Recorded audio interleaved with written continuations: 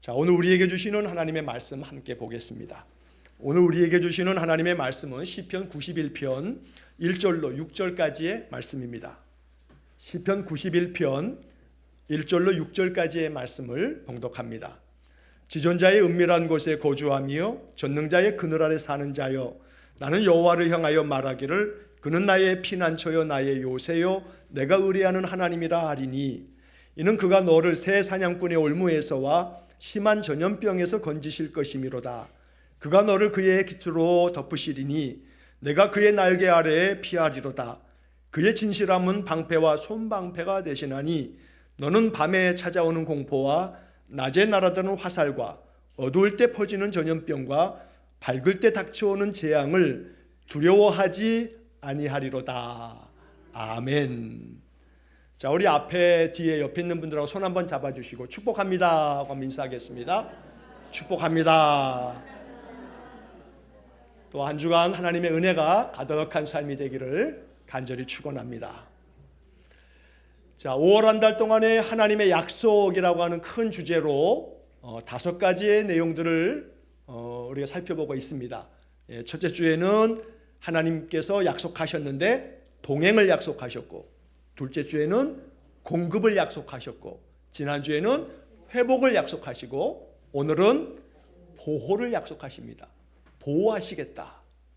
하나님은 우리를 보호하시겠다. 이 약속이 우리에게 믿음으로 다가오고, 이 믿음이 흔들림 없이 확고해서 인생의 삶의 모든 것들을 넉넉히 잘 감당해내는 그런 복된 삶을 살아가시기를 간절히 축원합니다. 여러분, 이런 얘기 들어보셨을 겁니다. 인간은 만물의 영장이다. 옛날 학창 시절에도 그렇고 뭐 이런 소리들을 간혹 듣게 되죠. 인간이 만물의 영장이래요. 우리 흔히 듣는 이렇게 말하는 영장이라고 하는 이 말은 사실 조금 어마어마한 말입니다. 사람이 만물의 영장이다라고 했을 때 영장이라고 하는 말이 뭐 일상생활에서 이렇게 자주 쓸만한 말은 아닌데, 사전에 보면 이렇게 풀이가 돼 있어요. 영묘한 힘을 가진 우두머리. 이게 영장이에요. 영장. 그 안에는 또 단어가 어려워요. 영묘, 영묘하다.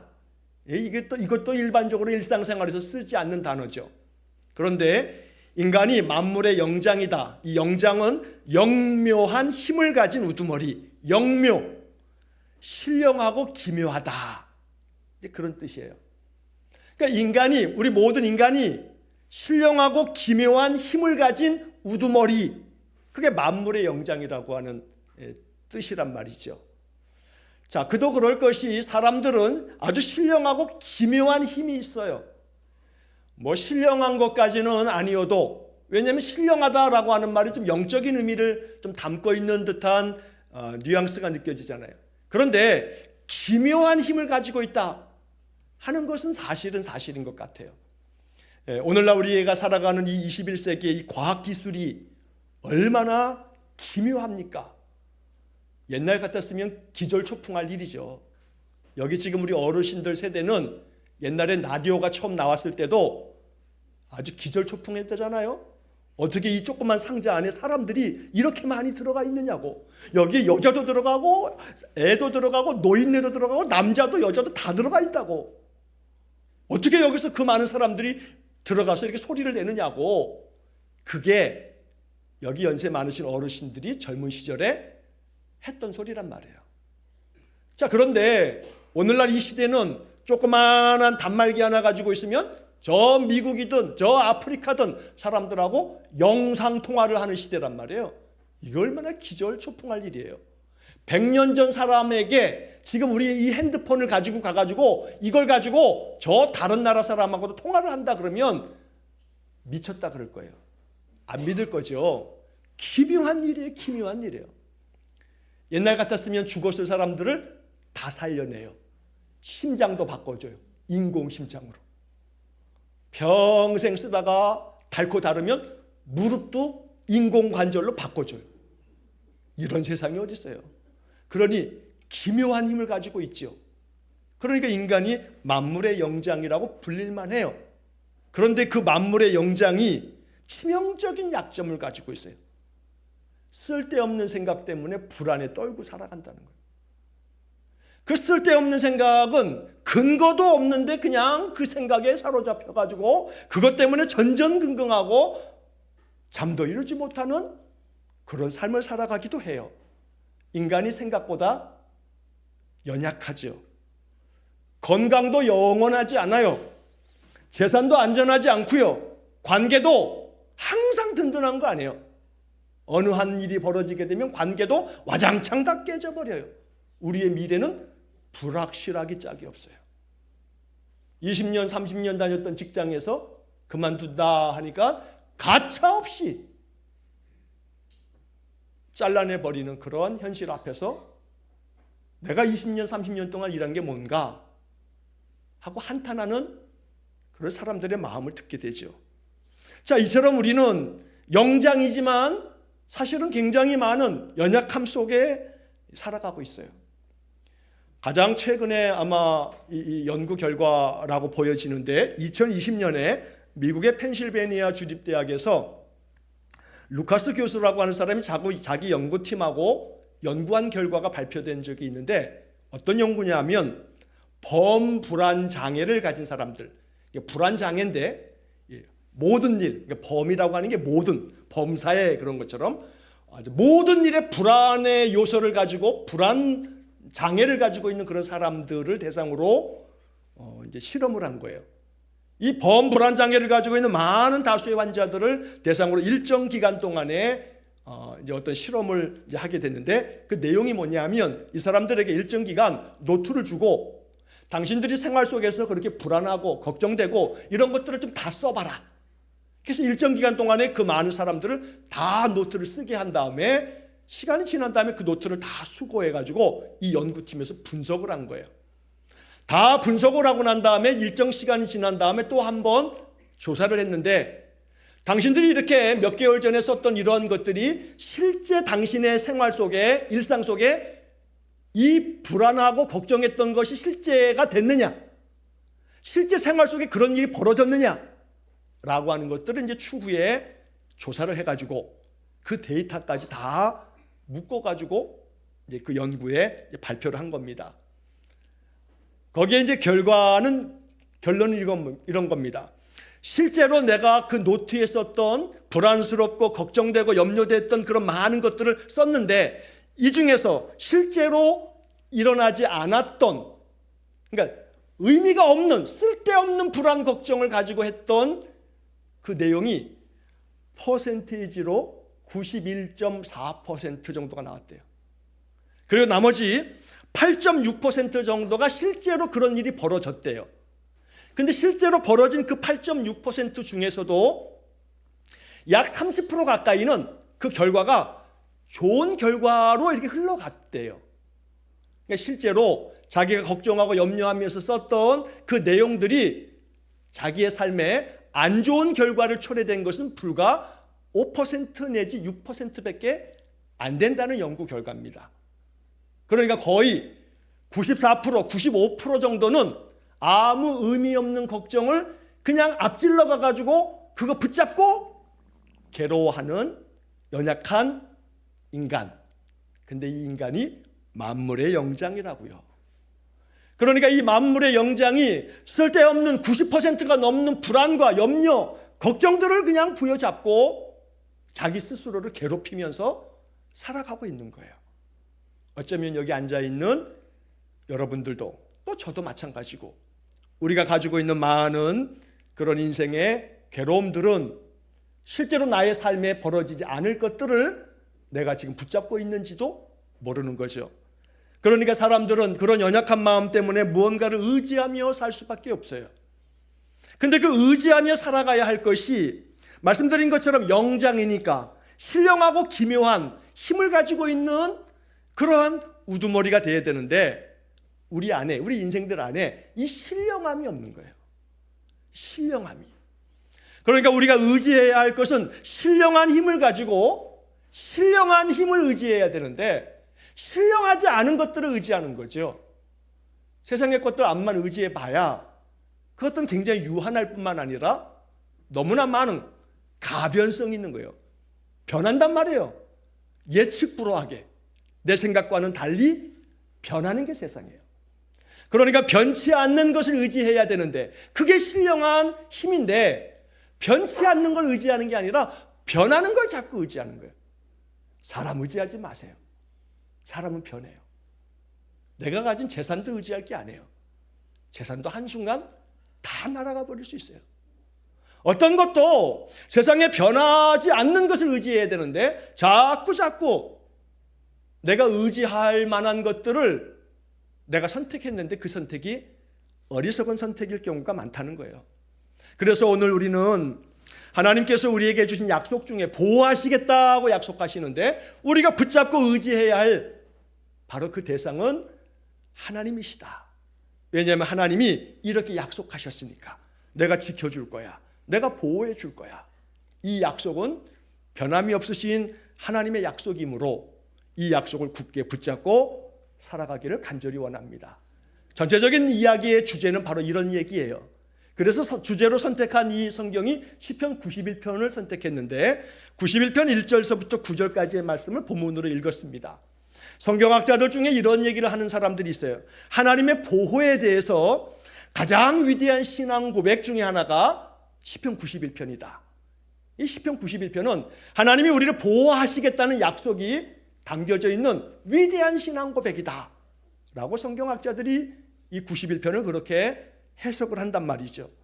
자, 시편 91편의 저자가 누군지 시편에는 적혀 있지 않은데 성경학자들은 대체로 두 사람을 지목하면서 이 사람이 이 시를 썼을 거다라고 추정하기도 해요. 그 하나는 모세고 또 하나는 다윗이에요. 사실 성경학자들이 그렇게 추정하는 그런 어떤 근거들은 그 본문에 나오는 단어들을 가지고 이제 추정을 하는 거예요. 그 단어들이라고 하는 것이 이것은 모세가 모세의 상황 속에서 이런 내용을 썼을 거다라고 이렇게 추정을 하는 거죠. 시편 91편의 바로 앞에가 시편 90편이죠. 시편 90편이 모세의 기도라고 거기에 나와 있어요. 1절 위에 보면. 그래서 이 시편 90편에 이어서 91편은 모세가 이스라엘 백성들을 광야 40년을 이끌면서 그의 인생의 말년에 시편 90편을 쓰고 그리고 그 하나님이 나를 지금까지 우리 이스라엘을 이렇게 보호하셨다. 광야에서도 우리에게 그늘이 되어주셨다. 모세오경에 이 모세가 모세오경을 기록하면서 광야를 걸어갈 때 하나님께서 낮에는 구름 기둥으로 밤에는 불 기둥으로 우리를 보호하시고 인도하셨다 하는 모세의 그 이야기들을 가만히 생각해 보면 오늘 본문의 말씀에서 이 시인이 얘기하는 것처럼 전능자의 그늘 아래에 사는 자요. 이 그늘이라고 하는 이 말은 모세가 즐겨 사용했던 하나님의 보호하심에 대한 은유적인 표현, 이 그늘은 모세의 단어일 거다라고 이렇게 추론하는 거죠. 또 한편 이 시편이 다윗이 기록한 시다라고 추정하는 그런 학자들은 그 다음에 이어지는 말씀 가운데 2절에서 나의 피난처요, 나의 요새요, 내가 의뢰하는 하나님이라. 피난처, 요새 이런 단어들은 지극히 다윗의 단어다. 다윗이 시편에서 많이 사용했던 다윗의 언어다라고 하는 그런 의미에서 다윗이 기록한 시일 거다라고 이렇게 추론을 하는 겁니다. 자, 누가 기록했느냐라고 하는 것은 우리에게는 그닥 중요하지 않아요. 중요한 것은 그들이 처해 있는 상황을 우리가 보는 거죠. 모세가 40년 동안의 이스라엘 백성들을 광야길을 이끌 때 그 광야는 정말 말 그대로 사막이거든요. 그 광야길을 우리는 보통 비유적으로 말할 때 우리 인생길을 지칭하는 거다. 그리고 가나안 땅, 약속의 땅으로 들어가는 것은 우리가 저 본향 하나님 나라 들어가는 것이 가나안 땅에 들어가는 거다라고 이렇게 우리가 비유적으로 말하기도 하죠.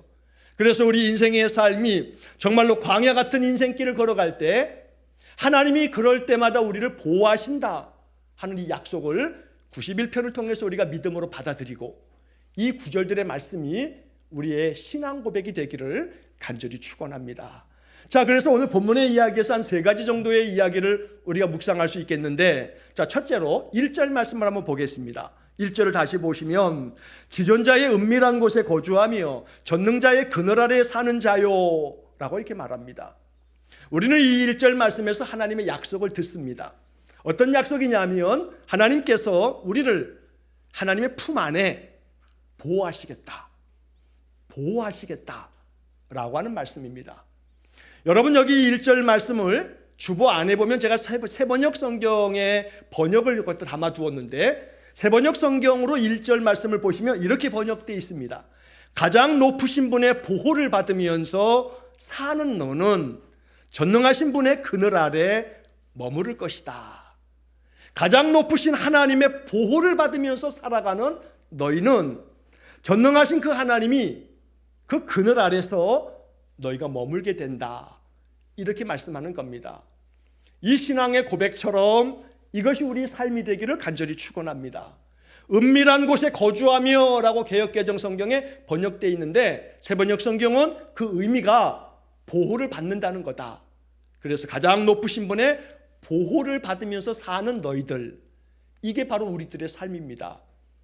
잘 보이지 않아도, 잘 들리지 않아도, 하나님이 보이지 않고 들리지 않기 때문에 느끼기가 어려워도 하나님 우리를 보호하고 계시는 겁니다. 그래서 예수님께서도 산상보훈에서 은밀한 중에 보시는 너희 하나님이, 너희 아버지가 아시느니라.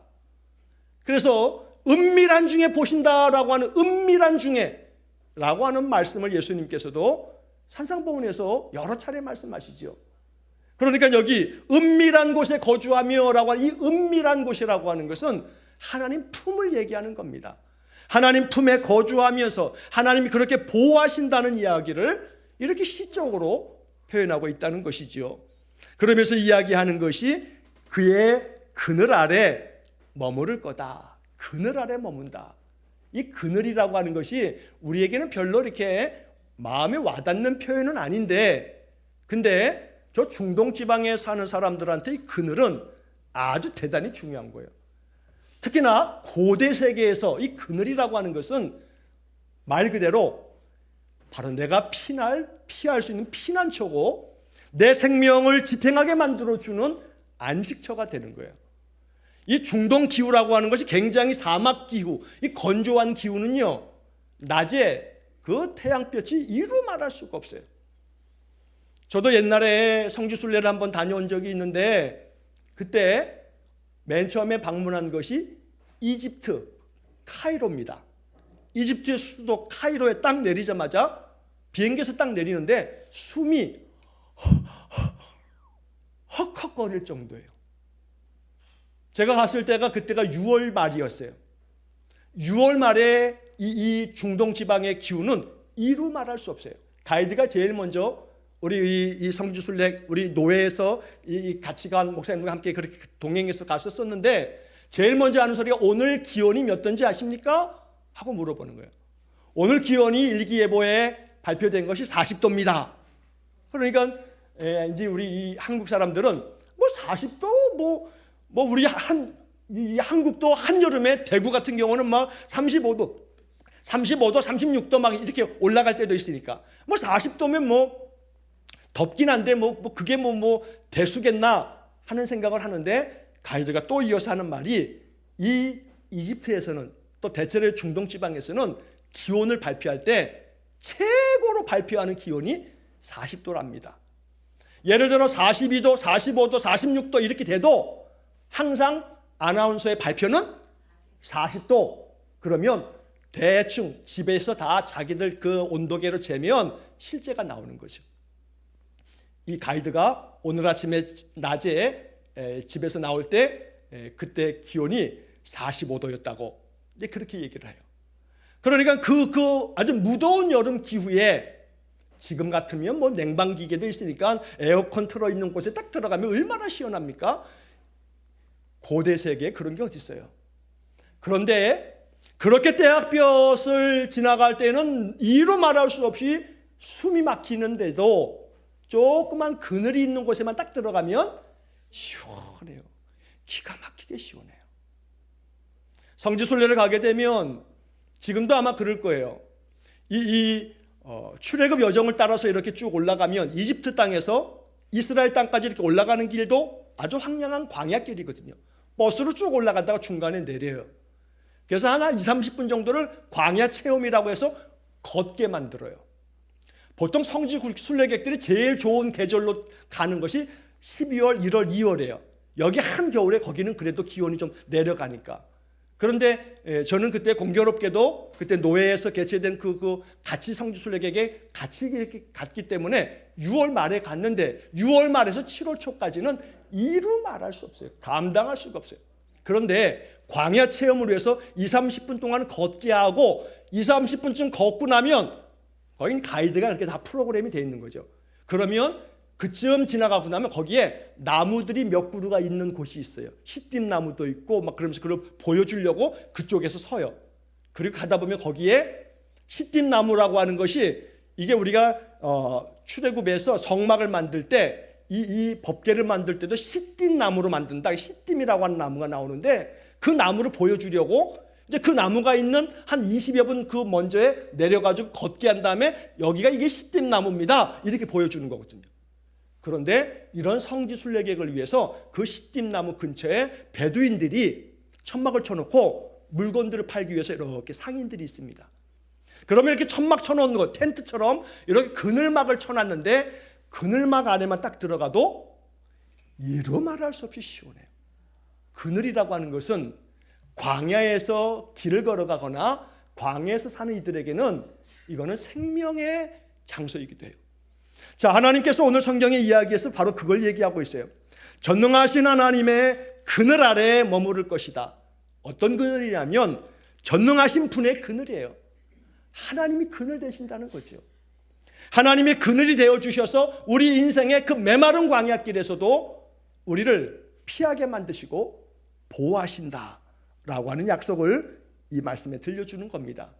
한편 생각해 보면 이왕이면 그 떼약볕을 없애주시지. 그러나 떼약볕을 없애주는 게 아니고 하나님이 그늘 되셔서 우리를 하여금 피난처가 되도록 보호하시겠다는 약속을 말씀하고 있는 거죠.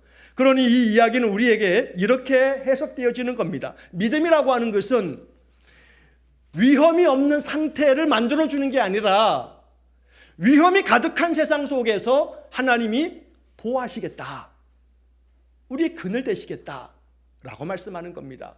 그래서 성경은 이런 보호하시겠다는 약속을 시편 121편 5절과 6절에서도 이렇게 말씀합니다. 여호와는 너를 지키시는 이시라. 여호와께서 내 오른쪽에서 내 그늘이 되시나니. 뭐가 된다고요? 그늘이 되신다고요. 이제 오늘서부터는요 여름이 시작되는데 이제 곧 여름 아니겠어요? 이제 무더운 여름이 찾아와요. 언제 이 겨울이 가나 싶었는데 좀만 기다리세요. 아주 무지무지하게 더운 여름이 이제 난생 경험해보지 못한 여름이 다가올 거예요.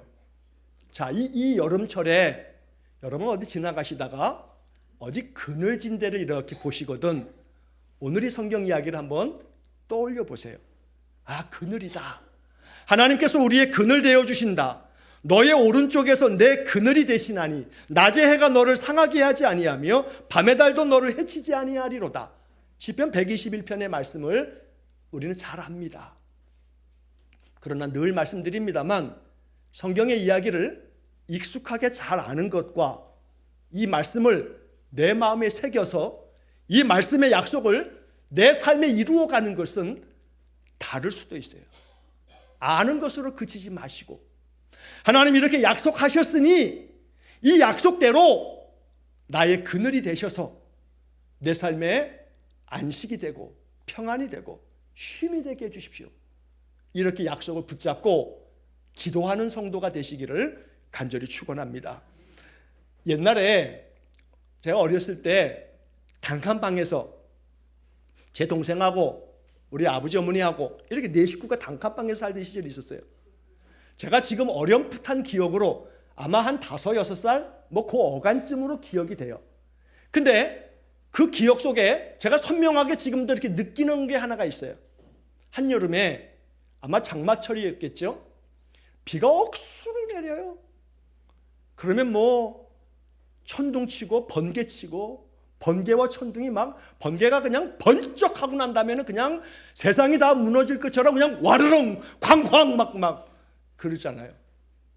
어린 마음에 6, 5살, 6살 그 어간일 텐데 그 천둥 소리에 제가 깨뜬 것 같아요. 얼마나 무서웠던지. 계속 내리치는 그 우레소리, 그 천둥 소리에 이 어린 제 마음에 겁이 났어요. 무서웠어요. 깜깜한 밤에. 그런데 제 옆에 아빠가 누워 계셨는데 제 아버지 등 뒤에 제가 이 천둥이 칠 때마다 찰싹 달라붙어가지고 아버지를 그냥 떨어지면 안 될 것 같아가지고 그 아버지 등 뒤에서 제가 그냥 탁 쪼그리고 붙어가지고 말도 못하고 잠들었던 기억이 어렴풋하게 나요. 간혹 여름에 천둥이 치거나 그러면 자다가도 그 천둥 소리에 이렇게 혹시 소리가 나서 깨면 제 어린 시절이 가끔 떠오를 때가 있어요. 안심이 됐어요. 그 밤을 편안하게 지냈어요. 천둥이 그친 게 아니에요. 번개와 천둥 우레소리가 멈춘 게 아니에요. 그 밤에 계속해서 천둥이 치지만 그러나 제 마음은 편안했어요. 왜냐하면 내 옆에 누가 계시다? 아버지가 계시다. 아버지 등 뒤에 철썩 달라붙어가지고 그 밤을 지내면서 편안하게 잤다 하는 그런 기억이 어렴풋 제 마음속에 아주 선명하게 지금도 남아 있습니다. 하나님께서 우리 인생의 삶에 너무나 힘겨운 문제 자체를 없애주시지 않아요. 그 문제는 그대로예요. 변한 것은 없어요. 환경도 상황도 바뀐 게 없어요. 그런데 한 가지 달라진 게 있어요. 내 옆에 아버지가 계시구나. 그 아버지 옆에 내가 찰싹 달라붙어서 아버지의 약속의 말씀을 붙잡고 살 때 우리의 마음에 평안이 있어요. 그러므로 오늘 성경의 이야기는 하나님께서 우리를 은밀한 곳에 거주하게 만드신대요. 하나님의 그 품 안에 우리 보호하시겠다는 거예요. 그리고 하나님이 그늘이 되어 주시겠대요. 날마다 그 그늘 아래서 보호를 받으면서 살아가는 인생의 삶이 될 수 있기를 간절히 축원합니다. 자, 두 번째 3절 4절의 말씀을 보면 이 말씀이 우리에게 주는 약속이 이렇게 기록되어 있죠. 3절 보면 이는 그가 너를 새 사냥꾼의 올무에서와 심한 전염병에서 건지실 것이미로다. 그가 너를 그의 깃으로 덮으시리니 내가 그의 날개 아래 피하리로다. 그의 진실함은 방패와 손방패가 되시나니. 자, 여기 3절과 4절 말씀에서 우리가 꼭 붙잡아야 할 두 개의 단어가 있어요. 약속의 말씀인데 3절에서는 건지실 것이다. 건지실 것이다. 4절에서는 덮으시리니. 덮으시겠다. 건지시겠다. 덮으시겠다. 이렇게 하나님 우리에게 약속하시는 거예요.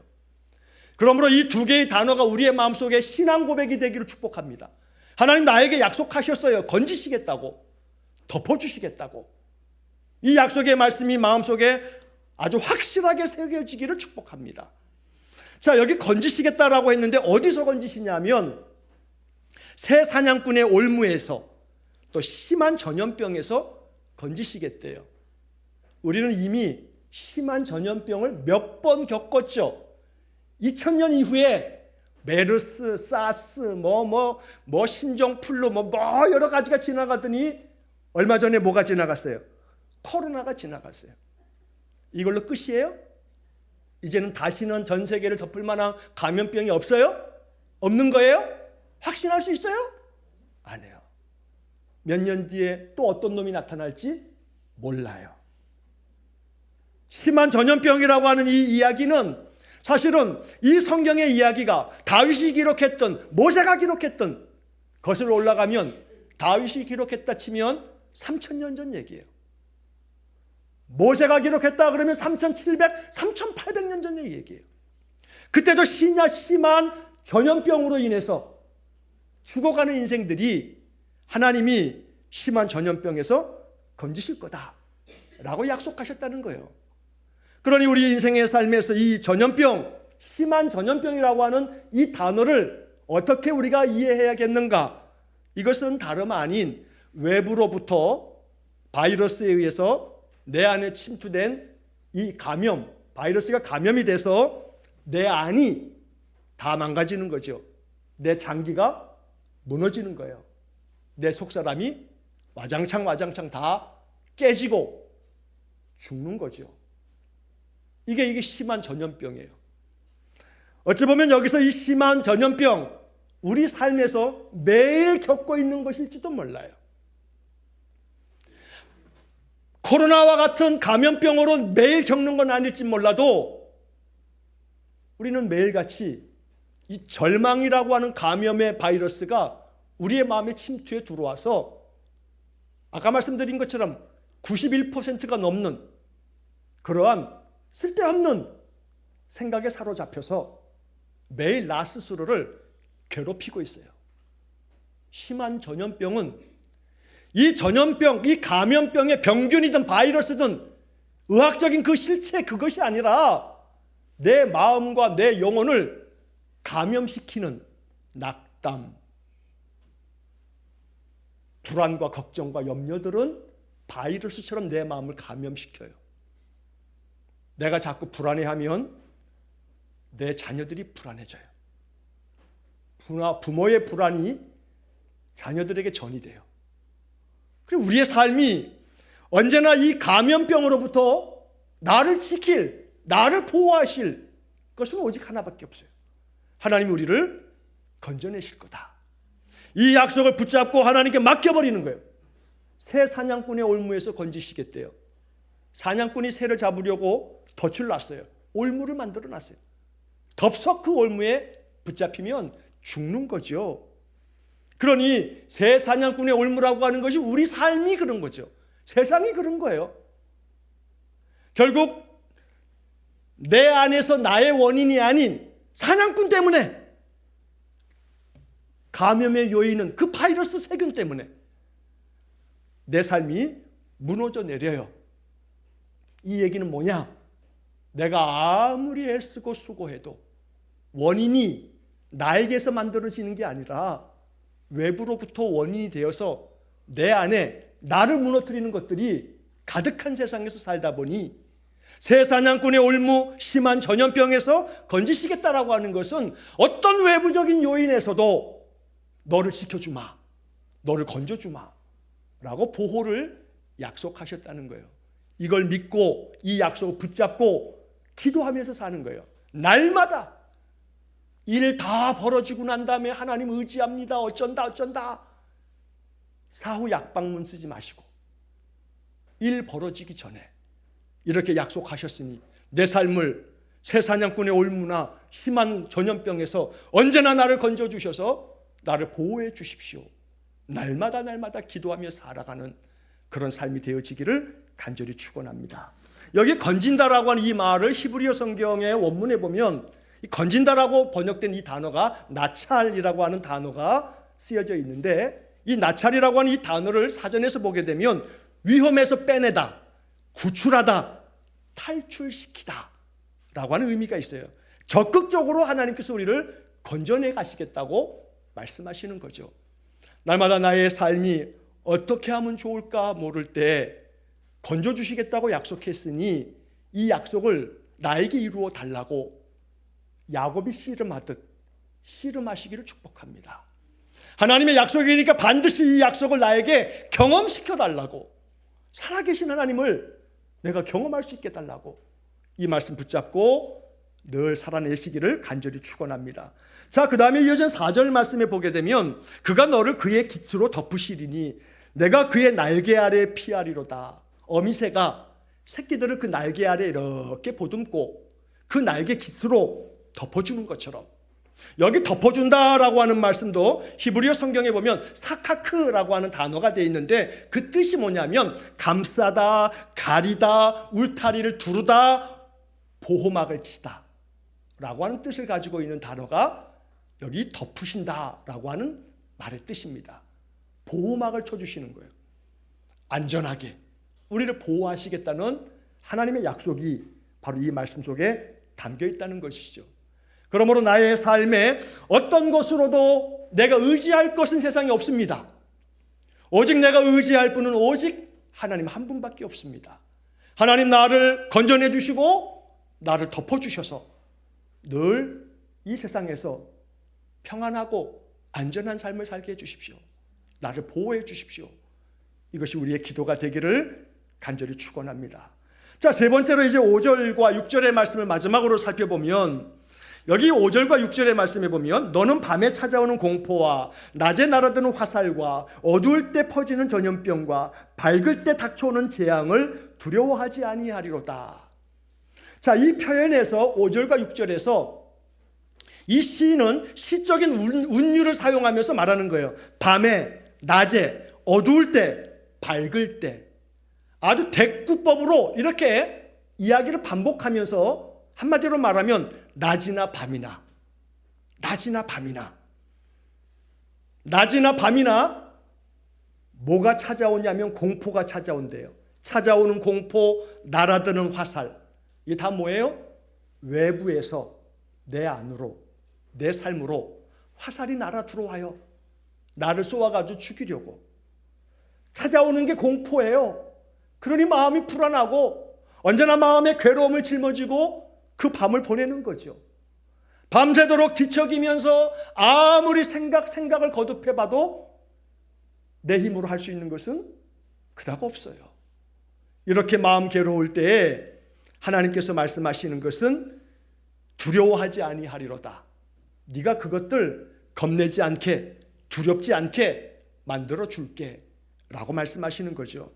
여기서도 우리는 또 한 번 반복합니다. 하나님의 보호하심은 나를 괴롭히는 화살도 감염병도 그 어떤 올무도 없애주는 게 아니라 그것들로부터 나를 보호할 뿐만 아니라 그것들이 나를 두렵게 하지 못하도록, 내가 그것들을 전혀 두려워하지 않도록 내 마음을 그렇게 만들어 주시겠다고 약속하는 겁니다.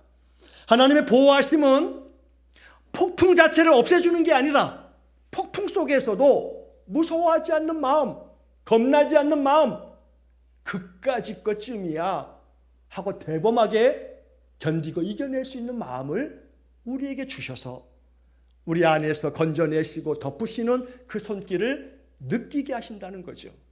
그렇기 때문에 우리는 성경에서 하나님이 나를 보호하시겠다는, 지키시겠다는 약속의 말씀을 발견할 때마다 여러분 그런 말씀들을 그냥 지나치지 마세요. 그게 우리에게 주신 처방전이에요. 하나님 우리의 영혼 가운데 주신 처방전이라고요. 그 처방전을 날마다 음미하면서 살아가는 게 하나님의 보호 아래 사는 그 지혜로운 삶입니다. 그러니까 처방전이 약국에서, 병원에서 의사가 처방해주면 이 처방전 가지고 약국에 가서 약을 사다가 그 약을 복용하면 그 약의 효과에 의해서 내 병증이 완화되고 치유가 되어지는 그런 과정처럼 하나님께서 약속하신 보호하시겠다는 약속의 말씀들은 내 안에 나의 영혼에게 주시는 처방전이다. 이 처방전은 이 처방되어진 말씀들을 날마다 음미하다 보면 이게 내 영혼 안에 양이하게 되는 줄로 믿습니다. 그런데 아무리 처방전을 의사가 떼줘도 가서 약을 받아가 약을 먹지 않으면 처방전이 소용이 있어요, 없어요? 아무 소용없어요. 이과 의사가 처방전으로 이 약을 먹으라고 줘도 약국 가서 약을 받아가 먹지 않으면 아무 소용이 없다니까요.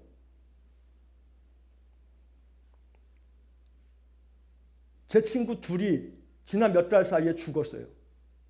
전에도 한번 말씀드렸듯이. 근데 이놈들이, 우리 친구들끼리 만나면 이놈 저놈 하니까 이놈들이 약을 안 먹어서 죽은 거예요.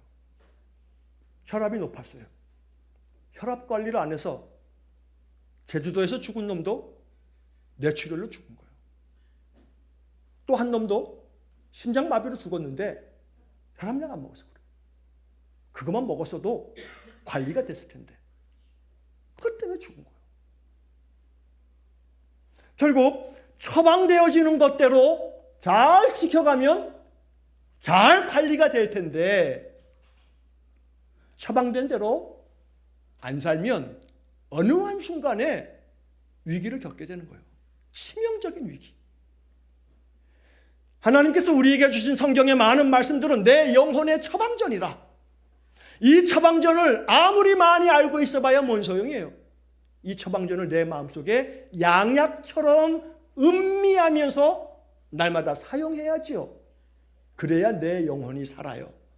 영혼이 살아야 요한삼서의 말씀처럼 영혼이 잘됨 같이 범사가 잘되고 강건해져요. 그러므로 하나님께서 날마다 우리 가운데 주시는 말씀들 속에서 보호하시겠다, 지키겠다 약속하신 말씀들을 좋은 말씀이구나 하고 지나치지 마시고 어디 하나에다 써놓든지 그걸 항상 보이도록 어떻게 하나 써가지고 종이를 남겨두든지 끊임없이 보고 또 보고 또 보고 매일같이 하나님의 말씀들을 붙잡는 삶이 되시기를 간절히 축원합니다. 이사야 41장 10절이 최고의 처방전이에요. 너무나 잘 아는데 너무나 잘 아는 것하고 너무나 잘 사용하는 것하고는 다를 수 있어요. 사용해야 돼요. 아는 거 소용없어요. 이 말씀을 날마다 읊조리시기를 축복합니다. 두려워하지 말라, 내가 너와 함께함이라. 놀라지 말라, 나는 내 하나님이 됨이라. 내가 너를 굳세게 하리라. 참으로 너를 도와주리라. 참으로 나의 의로운 오른손으로 너를 붙들리라. 하나님이 이렇게 처방하셨는데 이 약속을 믿지 아니하고 의심하고 그저 건성건성 저쪽에다 그냥 밀어놓고 관심 없이 그냥 성경에 있는 얘기지 하고 취급하면 이 말씀은 내 거가 아니에요. 이 말씀이 내 것이 되어서 이 말씀처럼 하나님이 참으로 도와주겠다, 참으로 너를 붙들겠다, 내가 너와 함께함이라, 이 말씀들이 우리의 마음속에 확고한 믿음이 될 수 있기를 간절히 축원합니다. 요한복음에서 예수님 말씀하십니다. 너희는 마음에 근심하지 말라. 하나님을 믿으니 또 나를 믿으라. 평안을 너희에게 끼치노니 곧 나의 평안을 너희에게 주노라. 내가 너희에게 주는 것은 세상이 주는 것과 같지 아니하니라. 너희는 마음에 근심하지도 말고 두려워하지도 말라. 인생의 삶에서 사실은 세상의 많은 것들은 내가 의지하는 세상 것들이라는 게 도대체 뭡니까? 세상 많은 사람들은 자기 재산을 의지합니다. 그러나 그 재산은 그 사람을 편리하게 만들어 줄 수는 있어요. 그러나 세상의 그 어떤 재산도 나를 좀 더 편리하게 만들어 줄지 모르지만 내 영혼에 참된 평안을 주는 건 아니에요. 오늘 우리의 삶 속에서 세상의 삶이 더러는 재산이 많지 않아 불안하고 불편함이 많겠지만 그러나 내가 여호와 하나님을 의지하고 나의 피난처여 나의 요새여 내가 의지할 하나님이라고 시편 91편 말씀처럼 내가 믿음으로 이 말씀을 이 약속을 붙들고 사니 하나님 때때로 내 필요를 아시니 공급하시겠다는 약속을 이루어 주시고 회복하시겠다는 약속도 이루어 주시고 내 삶을 보호하시겠다는 이 약속을 내게 이루어 주십시오. 이것이 우리의 기도가 되기를 간절히 축원합니다. 너무나 우리가 잘 알고 찬양을 통해서도 부르는 빌립보서 4장 6절 7절 아무것도 염려하지 말고 다만 모든 일에 기도와 간구로 너희 구할 것을 감사함으로 하나님께 아뢰라. 그리하면 모든 지각에 뛰어난 하나님의 평강이 그리스도 예수 안에서 너희 마음과 생각을 지키시리라. 뭘 지켜요? 하나님은 우리의 재산을 지켜주시는 거에 관심 없어요. 우리의 건강을 지켜주시는 것도 하나님은 둘째 관심이에요. 하나님의 관심은 내 마음과 내 생각. 내가 아무리 육체의 질병 가운데 있어도 내가 아무리 가난한 형편 속에서 하루를 살아가는 것이 힘겹다 할지라도 하나님은 내 마음과 생각을 지켜주심으로써 우리의 모든 상황을 이겨나가게 만드신다고요. 그러므로 내 마음과 내 생각이 하나님의 약속을 굳건하게 믿고 살아간다면 어떤 환경에서도 우리는 무너지지 않아요. 그러므로 이 약속의 말씀들을 내 마음에 주시는 하나님 약속이야. 이것은 사람의 덕담이 아니고 살아계신 하나님의 약속이야. 그렇게 약속으로 받아서 날마다 하나님의 보호 아래 늘 평안이 가득한 강건한 삶이 되시기를 주의 이름으로 간절히 축원합니다. 기도하겠습니다. 자비로우신 아버지 하나님, 우리의 삶이 새 사냥꾼의 올무에 잡혀 있는 것처럼 심한 전염병에 죽어가는 것처럼 매일같이 너무나 힘겨운 인생의 삶을 살아갑니다. 그러나 이 삶의 환경과 상황을 바꾸시기보다는 내 마음과 생각을 지켜주시고 나에게 보호하시겠다고, 건져주실 거며 덮어주실 거며 지켜주시겠다고 약속하신 말씀으로 내게 다가오시는 주님을 마음에 영접합니다. 상황은 바뀐 게 없어도 내 마음이 바뀌어 있어서 내게 말씀하신 하나님을 의지함으로 내게 주어진 어떤 상황과 형편도 잘 이겨내고 잘 헤쳐나갈 줄 아는, 잘 견뎌낼 줄 아는 힘을 주옵소서. 그리하여 이 땅에서 하나님의 약속의 말씀이 살아있는 능력의 주님의 약속임을 믿고 이 말씀 단단히 붙잡고 살아가는 귀한 성도들 되게 해 주옵소서. 예수님 이름으로 기도하옵나이다. 아멘. 우리 구주 예수 그리스도의 은혜와 하나님 아버지의 극진하신 사랑과 성령의 교통하심이 날마다 내 삶을 보호하시겠다는 하나님 약속 단단히 붙잡고 인생길 걸어가기를 소원하는 머리 숙인 귀한 성도들 위해와 저들 가정과 온 가족들 위해, 우리 성도들의 산업 위해와 주의 몸된 교회와 이 나라 이민족 위해, 우리가 파송한 이종수 목사님과 그 가정과 사역 위에, 세상 열방 위에 영원토록 함께 하시길 축원하옵나이다. 아멘.